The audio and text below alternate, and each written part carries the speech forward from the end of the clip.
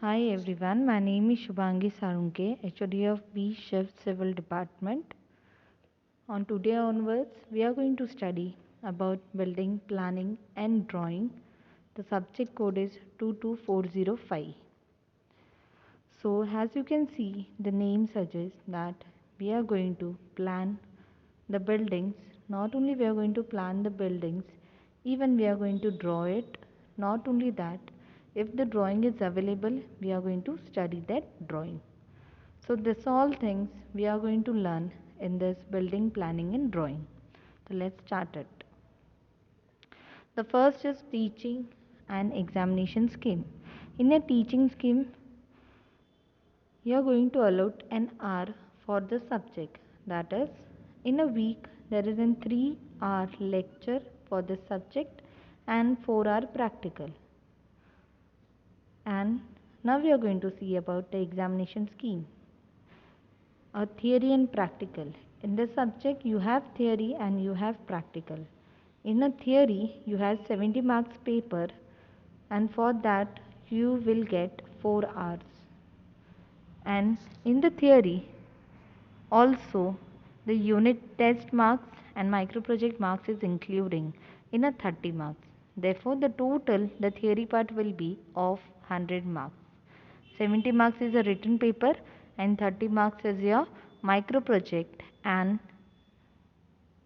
unit test marks. And now the practical part. In a practical part there is a two part. The one is when you are going to draw the various types of drawing. After that you are going to submit that drawing. For that you will get 50 marks and you will have an exam, practical exam related to that. Means you have to draw one type of plan. Not only that, also there will be an external viva. External viva means outside, from outside of our college anyone can come and take your viva. So it is there for the building planning and drawing. So for a practical we have, for a manual we have 50 marks, and for exam, that is end semester practical exam, we have 50 marks, total 100 marks. Though to total contain, or a total marks contained in this semester is 200 marks. Okay, so this is all about teaching and examination scheme. Now we are going to see about the course outcome. There are 5 course outcome: A, B, C, D and E.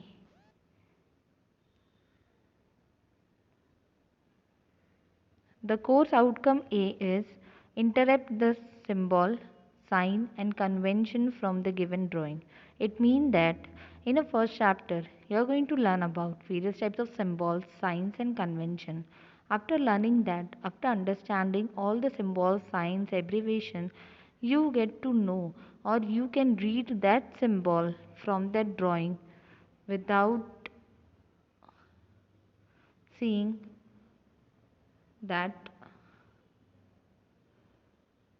Then the COB. The COB is preparing a line plan of a residential and public building using a principle of planning. In a chapter number 2, you are going to learn about various type of principle of planning. Means uh, you are going to plan your building with the help of some principle which has been given by our government. Not only that, also in that principle we are using the natural uh, elements like air, like wind, so that you can use a minimum electricity. So this is the purpose of principle of planning. Means we are going to utilize the maximum natural elements whichever we can consume. So this is all about the principle of planning. Means after learning as chapter number 2, you are going to, or you should prepare a line plan of residential and public buildings. Now CO3, that is COC, is a prepare a submission and working drawing from the given requirement for a load bearing structure. It means that you are going to draw the load bearing structures, development plan, elevation, sections, foundation plan, location plan, everything. Means after learning a chapter number 3, you are going to draw the submission and the working drawing. Now, the course outcome D, that is preparing a submission and working drawing from a given requirement for a frame structure. Obviously, there are two types of structure, that is load bearing structure and frame structure. If you see the drawing is also varies, means it also have a difference in the drawing. So whatever may be the difference, we have to draw it. And even in the frame structure, there is a development plan, there is an elevation, there is a section, but the drawing, if you see the draw, obviously the drawing is different. So what is the difference, how you are going to draw that, we are going to learn in a chapter number 4. And after learning that chapter number 4, you are going to, or you should draw, or you should prepare the submission and working drawing for a frame structure. Then a COE, that is draw a 2-point perspective drawing for a given small object. It means that you have to draw the perspective drawing for uh, for any object like a staircase or anything. What is a perspective drawing? Perspective drawing means after completion of the drawing, if you imagine how your building going to look, so that imagination you have to draw. So that is known as a perspective drawing. Obviously, the perspective drawing have various types, 1 point, 2 point, 0 point, but in your syllabus there is only 2-point perspective. So after learning a chapter number 5, you should able to draw a 2-point perspective for any small object. It can be a staircase or it can be any small object. It can be a rectangle block also or a rectangle cube also. So you are able to draw that cube also after learning a chapter number 5. So this is a unit of a building planning and drawing. You have total 5 units. The first unit is convention and symbols. In the first unit, you are going to learn about the various types of symbols, the various types of conventions, the various types of abbreviation, types of line, scale, what is scale, which type of scale you are going to apply for which type of drawing and everything. And after learning this all things, there is a 6 marks question in your paper. Means this chapter weightage is 6 marks. Then the chapter number 2 is planning of building. Planning of building means you are going to plan the building with the help of principle of planning. For that, which are elements you require, we are going to learn in this chapter. Not only that, we are going to also learn a principle of planning. There are 12 and more principle planning where we are going to apply it while we are planning the building. So we are going to learn it. Not only that, even we are going to learn about various types of areas, build up area, FSI and everything in this chapter. And this chapter weightage is 18 marks. Now the third chapter is drawing of load bearing structure. Means you are going to draw the load bearing structure. How you are going to draw it? You are going to draw the development plan. You are going to draw the elevation section. Then there uh, even there are plot areas, various types of side location plan and everything you are going to draw it, and this chapter has a weightage of 16 marks. Then the fourth chapter is drawing of frame structure. In the drawing of frame structure you are going to draw also and development plan, elevation section, foundation plan, side plan, everything, but this drawing has a weightage of 18 marks. Then the last chapter is perspective drawing. Perspective drawing means you are going to draw any object. Okay, a perspective of any object means a staircase. For example, if I want to imagine how the staircase look after it will constructed, therefore first only you are going to draw it. How? With the help of this perspective drawing. And this chapter weightage is 12 marks. This is all about the units which is there in a building planning and drawing. There are total 5 units and this all is a weightage of that unit. Now we are going to see about the content of unit 1, means what we are going to actually learn in a unit 1. So in the unit 1 we are going to learn about a convention as per IS 962 1989. It means that whatever the symbol you see, means you, if you see the symbol of brick, if you see the symbol of steel, that all symbol is been given by IS 962 1989. It means that all over the India wherever you go, if the concrete symbol is something, then that symbol has been followed throughout the India wherever you go. So that's why we always study Indian standard symbols, so that whenever we go anywhere we can understand that the symbol is this because of this Indian standard. Then the construction, the graphic symbol for a door and window, abbreviation symbol for sanitation and electrical installation. Even we are going to see the symbols of doors, symbols for windows. Even we are going to see the abbreviation because we can't write the full name. Therefore, we are using the abbreviation like a AB or a TW. TW means tick wood. Obviously, in a drawing we can't write tick wood whole, so we only write TW. So like this you are going to write it out. Then there is a type of line: visible line, center line, hidden line, section line, dimension line, extension line, pointer and everything. Then we are also going to see about the size of lettering and numbering. Means randomly you can't write anything of any size.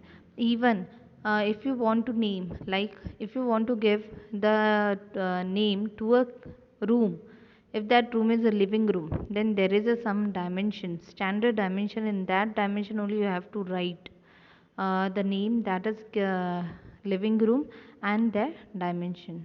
So what all the sizes there, whatever the standard size is there, we are going to see that. Then the type of a scale, we are going to see the various types of scales like a monumental scale, intimate scale. Then you are going to see the human scale, and which all the scale we are using for different type of drawing. Like working drawing we are using a different scale, then for a submission drawing we are using a different scale. For that we are going to study about a scale, and scale is a very very important factor.